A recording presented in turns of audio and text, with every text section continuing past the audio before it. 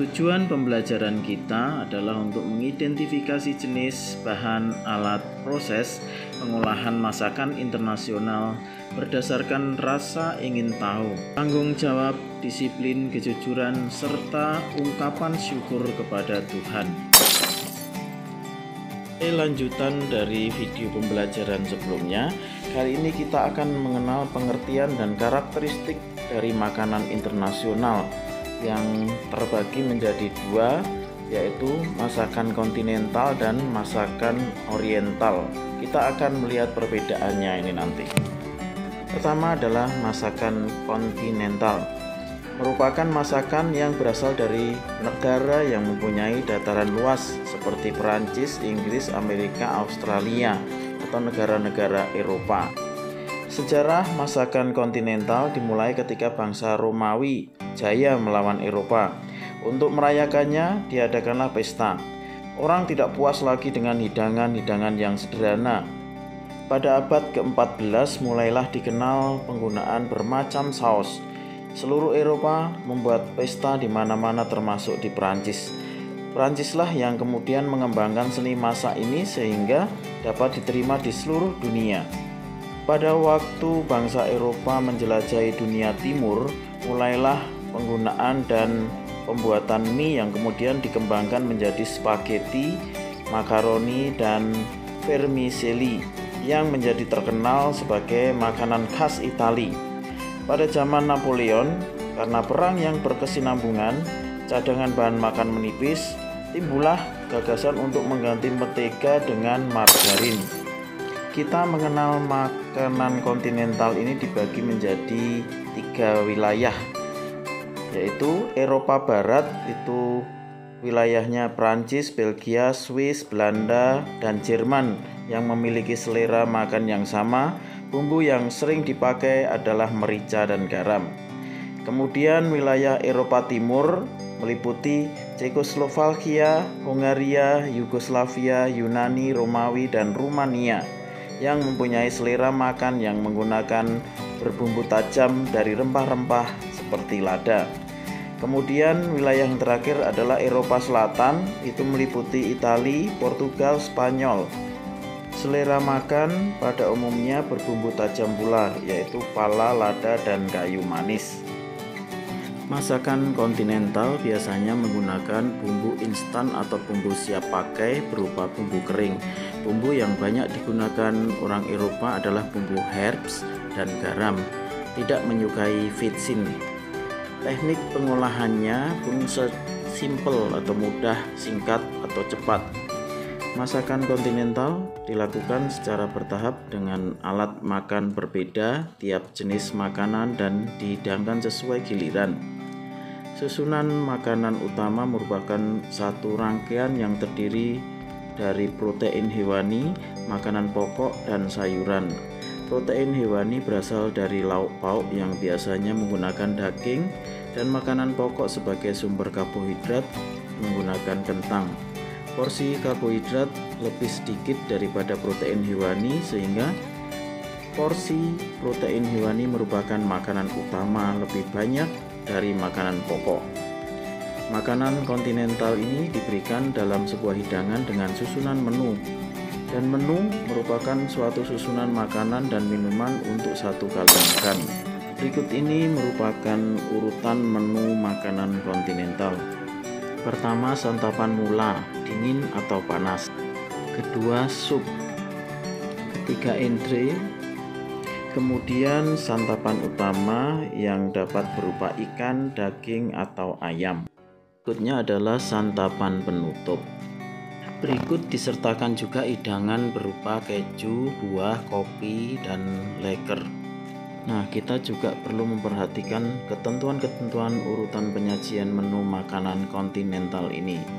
Yang pertama, pada menu yang luas dapat dihidangkan 2 macam sup agar para tamu dapat memilih antara sup yang berwarna muda atau sup yang berwarna tua yang biasanya lebih tajam rasanya, atau antara konsum dan potek. Kemudian masakan yang rasanya lebih tajam dihidangkan sesudah makanan yang rasanya agak tawar. Lalu hidangan dingin diberikan sesudah hidangan panas dari bahan yang sama. Berikutnya saji sayuran diberikan antara 2 macam saji daging atau sesudah 1 saji daging. Dan terakhir adalah saji ikan atau daging yang dingin merupakan giliran terakhir sebelum santapan. Oke, kita akan menyimak susunan menu makanan kontinental yang sudah diringkas. Pertama adalah appetizer atau makanan pembuka, merupakan pengantar untuk menikmati hidangan utama. Sebagai hidangan pembuka, berfungsi untuk membangkitkan selera atau merangsang nafsu makan. Hendaknya memiliki rasa yang enak, ringan, menyegarkan, dan biasanya agak asam untuk merangsang selera makan. Berukuran kecil dan disajikan dengan penampilan menarik.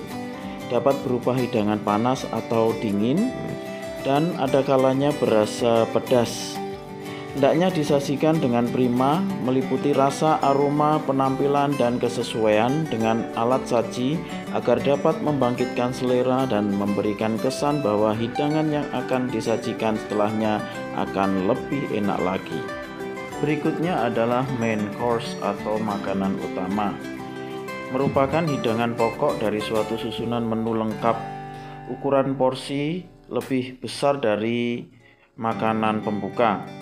Disajikan lengkap, terdiri dari makanan sebagai sumber karbohidrat, protein, lemak, vitamin, dan mineral. Sumber karbohidrat yaitu kentang, nasi, atau pasta. Sumber protein dan lemak yaitu daging, unggas, ikan, dan telur. Lalu sumber vitamin dan mineral yaitu sayuran, makanan yang dihidangkan, terdiri dari lauk pauk hewani yang disertai kentang dan sayuran.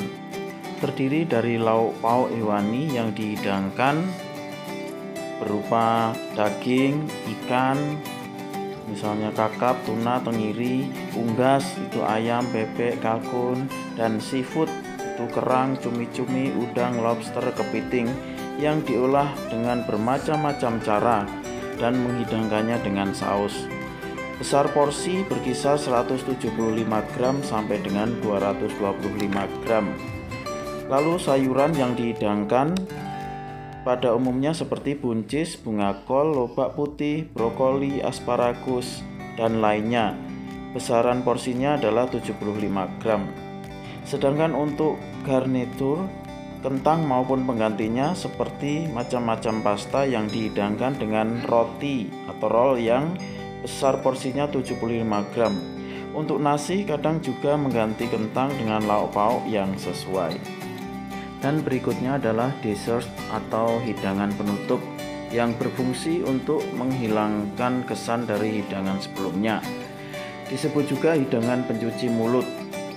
Rasa umumnya adalah manis. Ada 3 macam, yaitu hot dessert yang dihidangkan pada suhu 60 derajat, misalnya kue sus isi manis, cake, puding roti, puding karamel, pancakes, dan lain sebagainya. Kemudian cold dessert yang dihidangkan pada suhu 10-15 derajat Celcius, contohnya macam-macam puding, koktail, dan sebagainya. Lalu frozen dessert dihidangkan pada suhu 0 derajat Celcius, macam-macamnya yaitu es krim, sorbet, dan sebagainya. Baik, kita akan menyimak pembagian waktu untuk makanan kontinental ini. Yang pertama adalah breakfast, itu di antara jam 6 sampai jam 9 pagi. Kemudian brunch itu jam 10, yaitu minuman kopi atau cemilan. Ini merupakan makanan sarapan bukan, makan siang pun bukan. Kemudian lunch itu antara jam 12 sampai jam 15. Menu tergantung dengan keluarga. Lalu afternoon tea itu jam 16 sampai jam 18. Biasanya teh, cookies, cemilan di sore hari. Lalu dinner, makan malam itu jam 19 sampai jam 21. Dan yang terakhir adalah supper atau tengah malam, biasanya setelah menonton acara tengah malam. Ini kalau di Jawa saya kenalnya namanya mentong, itu makan malam hari. Kalau perut terasa lapar, sore sudah makan, tapi malam bangun itu makan lagi gitu. Baik, kita juga akan mengenal macam-macam menu yang ada. Yang pertama itu a la carte, yaitu pemesanan menu makanan menurut yang tercantum pada suatu kartu menu lengkap dengan harganya. Kemudian table d'hôte, yaitu pemesanan makanan yang telah disusun lengkap menurut urutan harga. Pemesanan makanan dengan cara ini setiap hari dapat berubah. Lalu chef recommendation, yaitu susunan menu yang dianjurkan oleh kepala dapur, dibuat lebih menarik untuk mengalihkan dari menu a la carte yang mungkin membosankan pemesanan, atau dapat juga untuk menghabiskan bahan yang tersedia. Menu ini tidak tercantum dalam menu a la carte. Dan terakhir adalah spécialité de la maison, adalah susunan menu atau masakan yang menjadi keistimewaan dari suatu usaha makanan internasional hingga menjadi terkenal oleh makanan tersebut. Kita baru saja mengenal masakan kontinental.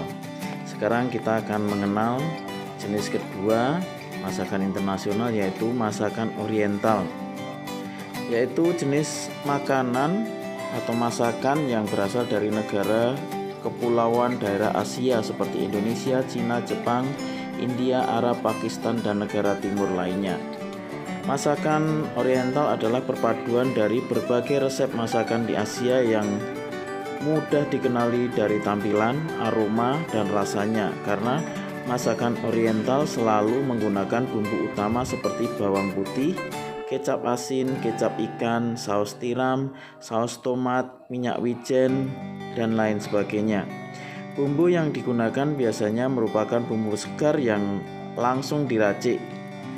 Negara-negara oriental yang mencolok berbumbu tajam adalah makanan India, Pakistan, dan Burma. Sedangkan Jepang, Korea, dan Vietnam mengikuti selera masakan Cina pada umumnya. Selera masakan Muay Thai, Filipina, dan Malaysia lebih mendekati selera masakan Indonesia. Masakan oriental ini selalu dihidangkan sebagai makanan pokok seperti nasi, mie, atau jagung, sehingga mengandung lebih banyak karbohidrat daripada protein hewani dan nabati. Masakan oriental cukup bervariatif dalam menggunakan bahan makanan, mulai dari sayur-sayuran, daging-dagingan seperti daging sapi dan daging ayam, serta berbagai seafood yang diolah baik dibakar maupun digoreng. Dalam makanan oriental tidak dikenal susunan menu. Penyajian menu berdiri sendiri karena belum ada standarisasi susunan menu. Teknik pengolahan makanan oriental ini kompleks dan lama, namun tata cara penyajian lebih simpel. Dihidangkan bersama dengan alat makan yang sama untuk jenis makanan berbeda dan dilaksanakan sekaligus.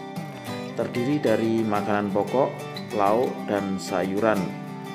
Alat-alat memasak dalam dapur oriental mirip dengan alat memasak yang ada dalam dapur Indonesia, dan Indonesia merupakan salah satu negara oriental. Setiap negara memiliki ciri khasnya masing-masing. Namun pada umumnya mereka banyak menggunakan bahan rempah-rempah. Ramuan rempah yang beragam menjadi ciri khas sekaligus keistimewaannya.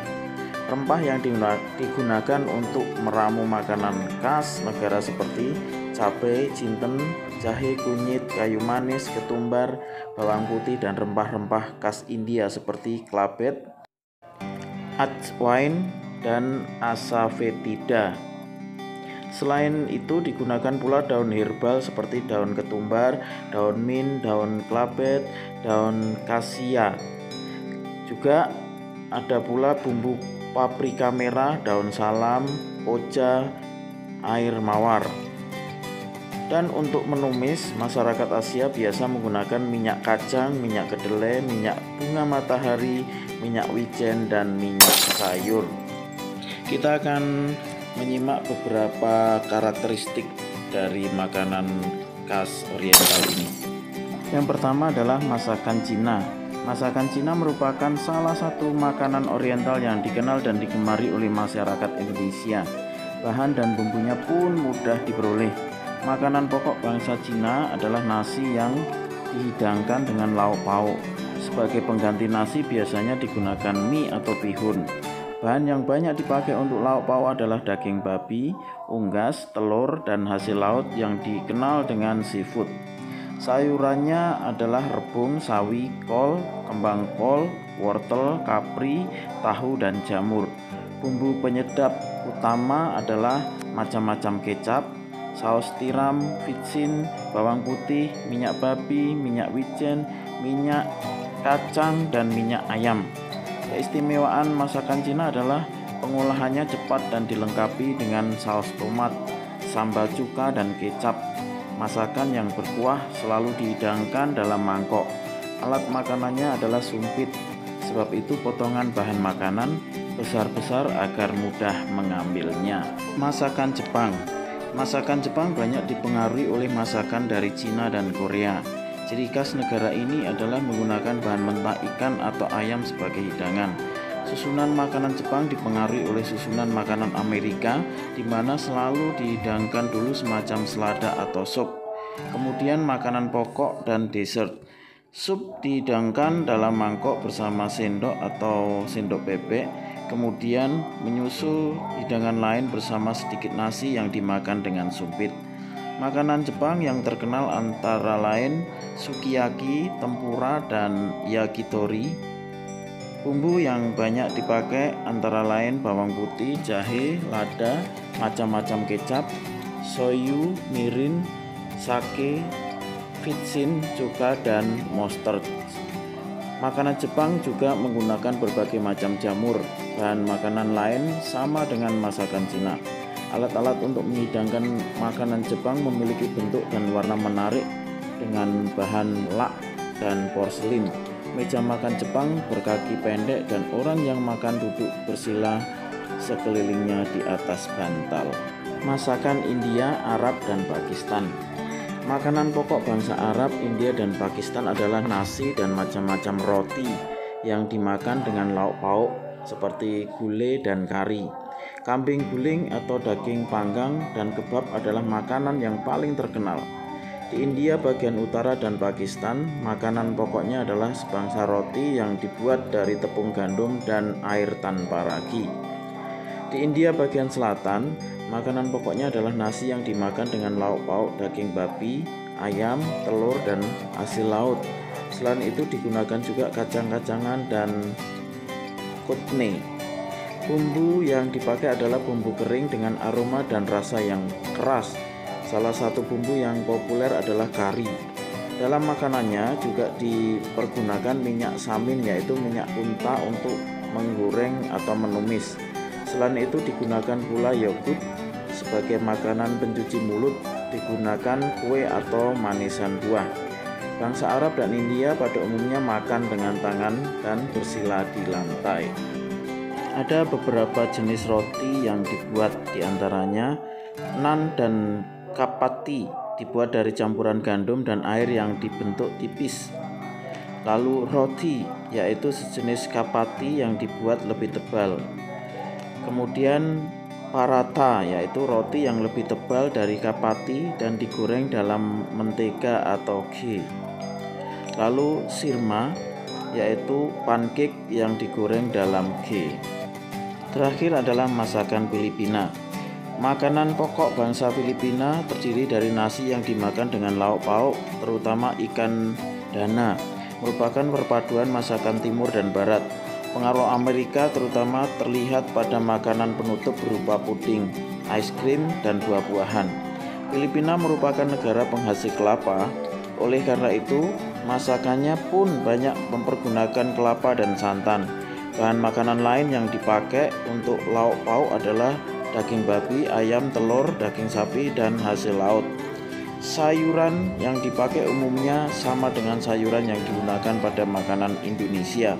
Orang Filipina umumnya makan dengan tata cara barat di meja makan dengan alat yang digunakan berupa peralatan makan modern. Hiasan mejanya sering dibuat dari bambu atau table mats, dari lidi atau serat nanas. Tempat buah pun terbuat dari bahan kayu yang diukir. Baik, demikian pengenalan kita tentang makanan kontinental dan makanan oriental. Tetap semangat dan selalu menjaga kesehatan.